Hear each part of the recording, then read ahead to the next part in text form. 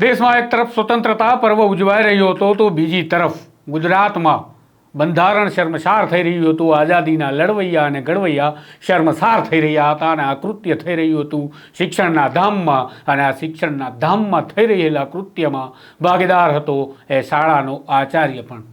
શરમ આવવી જોઈએ આપણને, અને શરમ આવતી હશે કદાચ એ આઝાદીના લડવૈયા અને ઘડવૈયાઓને અને એ બંધારણ આપનારા બાબા સાહેબ આંબેડકરને કે આ કયા દેશ માટે મેં બંધારણ આપ્યું, આ કયા દેશની નાગરિકોની લડાઈ અમે લડ્યા અને તેને સ્વતંત્રતા અપાવી, કે જેઓ આજે પણ અમને શરમમાં મૂકે તેવા કૃત્યો આચરે છે, અને વળી એ પણ શિક્ષણના ધામમાં.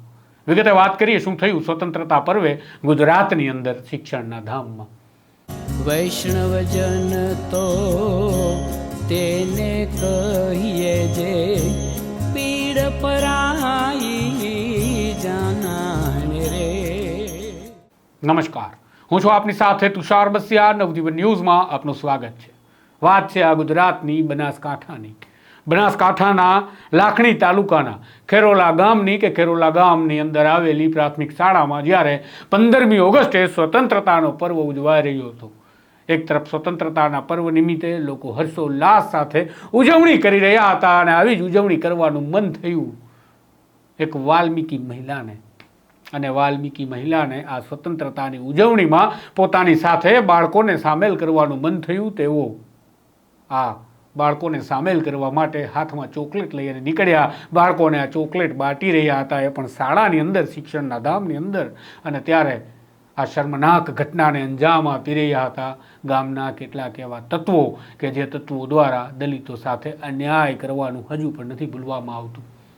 પરંતુ શરમ વધુ ત્યારે આવે છે કે આ શિક્ષણના ધામની અંદર શાળાનો આચાર્ય જે શબ્દોના પ્રયોગ કરે છે અને જે પ્રકારે દલિતોને પ્રતાડિત કરતી વાત કરે છે, તેને લઈને કે શું આ શિક્ષણના ધામની અંદર બેઠેલા આ આચાર્ય કે જે ગુરુના સ્થાન પર બેઠા છે તેવું બાળકો માને છે, તે ખરેખર ગુરુ છે?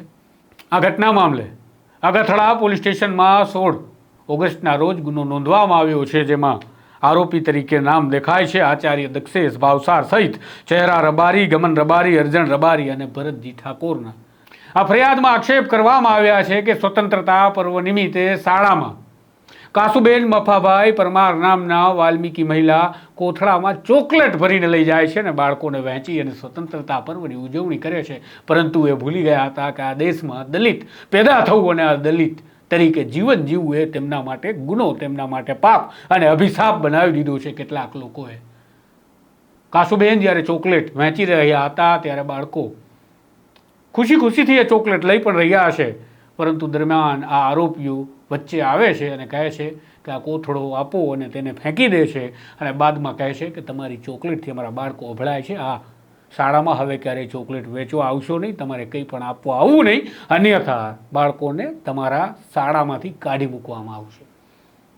આચાર્ય દક્ષેશ ભાવસાર કે જેમની જવાબદારી હતી કે તેમને આ લોકોને કાયદાનું જ્ઞાન કરાવવું જોઈએ અને જ્ઞાન કરાવવું જોઈએ, પણ આચાર્ય તો તેમના કરતાં પણ એક કદમ આગળ હતો આ બાબતમાં. અને દક્ષેશ ભાવસાર પર આક્ષેપ છે કે તેમણે આ દલિત સમાજના લોકો જ્યારે તેમની પાસે ગયા અને કહ્યું કે સાહેબ તમે તો અમારા બાળકોને મધ્યાહન ભોજનમાં પણ અન્ય બાળકો સાથે નથી જમાડતા, અલગ જમાડો છો, એવું કેમ? ત્યારે દક્ષેશ ભાવસારે આક્ષેપ પ્રમાણે જવાબ આપ્યો કે તેમાં તેવું જ થશે, તમારાથી થાય તે કરી લો, તમારા બાળકોને અલગ જ બેસાડવામાં આવશે.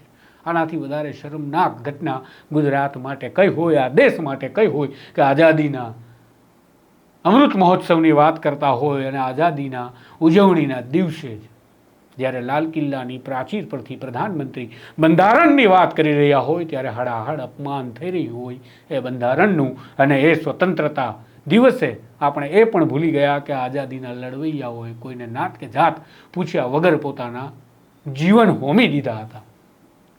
આ ઘટના ગુજરાતના મોડલને પણ ક્યાંક ને ક્યાંક બતાવી રહ્યા હોય. આ ઘટના ક્યાંક ને ક્યાંક ગુજરાત મોડલને પણ બતાવી રહી છે. આપણે વાઇબ્રન્ટ ગુજરાતની વાત કરીએ છીએ, આપણે આ દેશમાં અનેક પ્રકારે એકતાની વાતો કરીએ છીએ, સમાનતાની વાતો કરીએ છીએ, રાજનેતાઓના ભાષણ સાંભળીએ છીએ, પરંતુ સમાનતા કેવી છે? આજે પણ છેવાડે વસતો, નાનકડા ગામમાં વસતો દલિત કેટલો પીડિત છે. આ કાસુબેનને આ પીડા કેવી લાગી હશે એ પીડા તમને ત્યારે સમજાય જ્યારે તમે હાથમાં ચોકલેટનું આ પ્રકારે થેલો લઈ નીકળો અને કોઈ બાળકોને ચોકલેટ વેચતા હોય અને એ પણ ખુશીથી, કારણ કે તમારો દેશ એ દિવસે આઝાદ થયો હોય, અને કોઈ આવી તમારા હાથમાંથી એ થેલો ઝૂંટવી ફેંકી દે અને તમને જાતિ શબ્દોથી અપમાનિત કરે કે જેનાથી તમને લાગે કે ખરેખર આ દેશમાં જન્મ લીધો છે એ પણ અમારા માટે પાપ હોય, તેવી સ્થિતિનું નિર્માણ કેટલાક લોકો કરી રહ્યા છે. આ બધી પીડા અને આ બધી વેદના સમજવા માટે આપણી અંદર માનવતાને જગાડવી પડશે, કારણ કે આપણા જાતિ અભિમાન જ્ઞાતિના ગૌરવોના નામે આપણે માનવતા ચૂકી ગયા છીએ. આ દેશની અંદર દરેક જાતિનું દરેક જ્ઞાતિનું લોહી છે, અને આ સ્વતંત્રતા અને આઝાદી માટે લડેલા એ તમામ ઘડવૈયાઓનું લોહી છે કે તેમણે ક્યારેય કોઈની જાત નહોતી પૂછી કે તમે કઈ જાતિના છો અને કઈ જાતિનાને અમારે સ્વતંત્રતા અપાવી છે. તેમણે જો આ કર્યું હોત તો આજે આપણે ક્યાં હોત એ તમે સમજી શકો છો. ગુજરાતની અસરનાક ઘટનાને અમારે તમારા સુધી પહોંચાડવી પડે રિપોર્ટ કરીને, એ પણ અમારા માટે પણ શરમની બાબત છે, કારણ કે આ રાજ્યમાં આવું થાય છે એ અમારા મોઢેથી અમારે બોલવું પડે છે, અને સાથે જ એ કહેવું પડે છે કે અમને શરમ આવે છે કે અમે કહેવાતા આ સભ્ય સમાજનો હિસ્સો છીએ. હાલ સમાચારમાં બસ આટલું. વધુ વિગતો સાથે જલ્દી મળીશું. નવજીવન સાથે જોડાયેલા રહેજો. નમસ્કાર. વૈષ્ણવજન તો તેને કહીએ જે પીડ પરાઈ.